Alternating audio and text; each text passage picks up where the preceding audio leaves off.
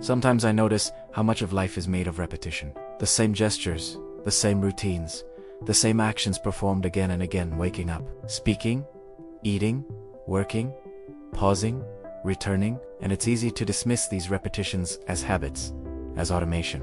But occasionally, when attention lingers a little longer than usual, something strange appears. The repetition doesn't feel empty.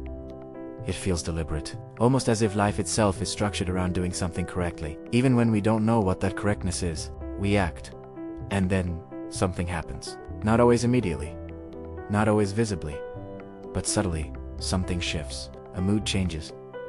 A relationship softens or hardens. A situation unfolds differently than expected. Cause and effect don't announce themselves, they whisper. And I find myself wondering whether action is ever neutral, whether anything we do is truly meaningless, or whether meaning is something that emerges from action itself, quietly, over time.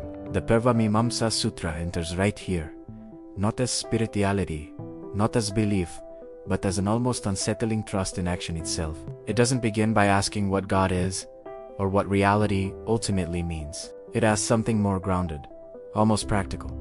What happens when an action is performed exactly as it is meant to be performed? And why does precision matter? There's a tendency to think of ritual as superstition, as symbolism frozen in time. But Mīmāṁsā doesn't treat ritual symbolically at all. It treats it functionally, as if actions are technologies, and intention alone is insufficient. The way something is done matters as much as why it is done. Maybe more. And that challenges a modern instinct. We carry that sincerity overrides structure. That meaning is internal. That results depend on feeling.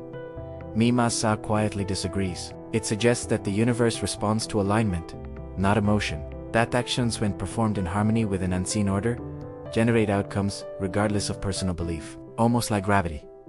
You don't need to believe in it for it to work. You only need to step correctly. When I sit with that idea, it feels both grounding and uncomfortable, because it removes the ego from the center. It implies that the cosmos doesn't negotiate, that there are rules, not moral ones, but operational ones, and that human intelligence once tried to understand these rules, not through speculation, but through careful repetition and observation across generations. There's something deeply disciplined about this worldview. Meaning is not something you invent, it's something you participate in. Action becomes sacred not because of intention, but because of placement, timing, sequence, accuracy, even sound, even silence. And suddenly, ritual stops looking primitive. It starts looking precise. But then another question appears, quietly, like it's been waiting all along. If actions produce results, who receives them? If rituals operate independently of belief, where does consciousness fit into this system? Is the human being just an executor of cosmic instructions? Or is there something deeper witnessing all of this? Something untouched by action and consequence altogether? MS doesn't rush to answer that.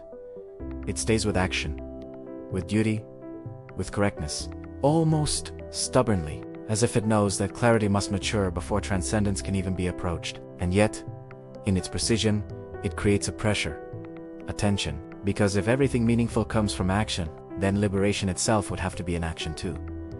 And that's where the structure begins to strain. At some point the mind senses it. Action can refine, it can purify, it can align. But can it complete? Can doing ever dissolve the doer? Or does it only polish the machinery of becoming? That's when the inquiry naturally turns inward again, away from ritual, away from consequence, away from effort, toward something quieter, toward the one who acts, toward the awareness that remains even when action stops. I can feel that shift now, as if the journey has moved through sound, structure, logic, matter, action, and is slowly approaching a place where all of these collapse into something simpler.